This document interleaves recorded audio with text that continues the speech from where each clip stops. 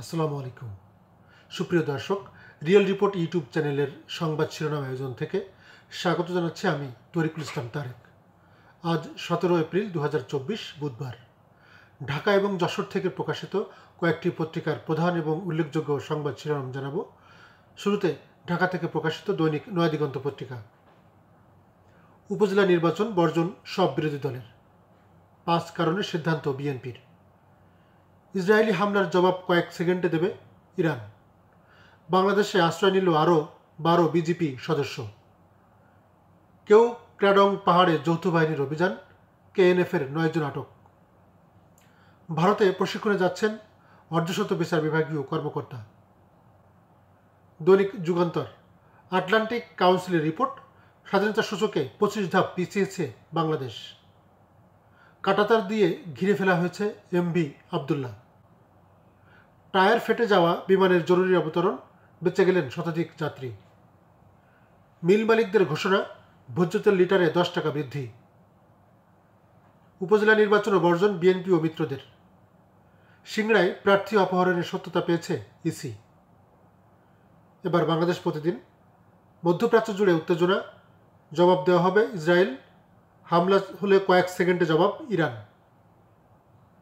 ইসরায়েলকে সহায়তার কথা অস্বীকার সৌদি আরবের, বিক্ষোভে উত্তাল জর্ডান। স্থায়ী জামিন পাননি ডক্টর ইউনূসের, বেড়েছে মেয়াদ। ভারতের ছত্তিশগড়ে নিরাপত্তা বাহিনীর অভিযানে নিহত 29 মাওবাদী। বেপরোয়া গতিতে সর্বনাশ, ফরিদপুরে বাস পিকআপ সংঘর্ষে নিহত 14, একই পরিবারের 5। দৈনিক লোকসমাজ, ফরিদপুরে বাস পিকআপ সংঘর্ষে নিহত 13। অপরাধ না করেও আসামি হওয়া এখন নিয়মে পরিণত হয়েছে মির্জা ফখরুল। সয়াবিন তেলের দাম বাড়ানো হলো, জানান না বাণিজ্য প্রতিমন্ত্রী। আবারও সমস্যা দেখা দিয়েছে ফেসবুকে। উপজেলা নির্বাচন, ভিডিওতে দেখা গেল প্রার্থীকে তুলে নিয়ে যাচ্ছেন ক্ষমতাসীন দলের নেতাকর্মীরা। এবার দৈনিক গ্রামের কাগজ, ঐতিহাসিক মুজিবনগর দিবস আজ। যশোরাঞ্চলে তাপমাত্রা উঠতে পারে 42 ডিগ্রি। দৈনিক স্পন্দন, ইরানের হামলা ঠেকাতে 38 গুণের বেশি ব্যয় ইসরায়েলের। যশোরে হিটস্ট্রোকে 10,000 মুরগির মৃত্যু। বাঘারপাড়ায় সাবমার্সিবল পাম্প বসানোই গোবর মিশ্রিত পানি ব্যবহারের অভিযোগ। সম্মানিত দর্শক, এখন আমরা দৈনিক নয়াদিগন্তের একটি খবর, ইসরায়েলি হামলার জবাব কয়েক সেকেন্ডে দেবে ইরান, এ সম্পর্কে একটু আলোচনা করি। নজিরবিহীন হামলার পর এবার ইসরায়েলকে কঠোর হুমকি দিয়েছে ইরান। চলমান উত্তেজনার মধ্যে ইরানের এক উচ্চপদস্থ কর্মকর্তা হুঁশিয়ারি দিয়ে বলেছেন, ইসরায়েল হামলা চালালে কয়েক সেকেন্ডের মধ্যে জবাব দেবে তেহরান। ইরানের রাজনীতি বিষয়ক উপপররাষ্ট্রমন্ত্রী আলী বাকেরি কানি এই হুমকি দিয়েছেন এবিসি নিউজ। তেমনি ইরানের প্রেসিডেন্ট ইব্রাহিম রাইসি বলেছেন, ইরানি স্বার্থের বিরুদ্ধে যে কোনো পদক্ষেপের কঠোর জবাব দেওয়া হবে। ইরানি ড্রোন ও ক্ষেপণাস্ত্র হামলার প্রতিশোধ নিতে ইসরায়েলের হুমকির একদিন পর মঙ্গলবার তিনি কথা বলেছেন। কাতারের আমির শেখ তামিম বিন হামাদ আলে সানিকে ইরানের প্রেসিডেন্ট বলেছেন, আমরা দৃঢ়তার সাথে ঘোষণা করছি যে এমনকি ক্ষুদ্র ইরানি স্বার্থের বিরুদ্ধে যে কোনো পদক্ষেপ গ্রহণকারীদের বিরুদ্ধে কঠোর, বিস্তৃত ও বেদনাদায়ক জবাব দেওয়া হবে। সোমবার ইসরায়েলি সেনাপ্রধান হারজি হালেভি বলেছিলেন, ইরানের হামলার পাল্টা পদক্ষেপ নিশ্চিতভাবে নেওয়া হবে।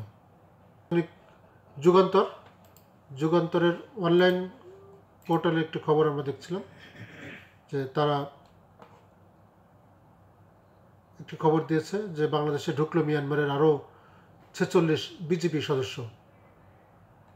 এটা ছিল অনলাইন সংস্করণের খবর।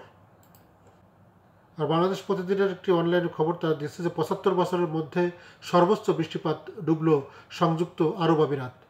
যে গত 75 বছরের মধ্যে সর্বোচ্চ বৃষ্টিপাতের সাক্ষী হয়েছে সংযুক্ত আরব আমিরাত। সোমবার রাত থেকে মঙ্গলবার রাত পর্যন্ত দেশটিতে বৃষ্টিপাত হয়েছে।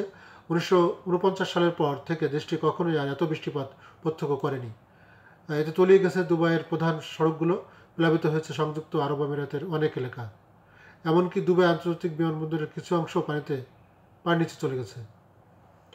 এটা একটি খবর। আরেকটি খবর উল্লেখযোগ্য, সেটা হচ্ছে সীমিত আকারে ইরানে হামলা চালাতে পারে ইসরায়েল। এই খবরটি দিয়েছে বাংলাদেশ প্রতিদিন তাদের অনলাইনে। আমরা দেখি তারা কি বলছে এখানে।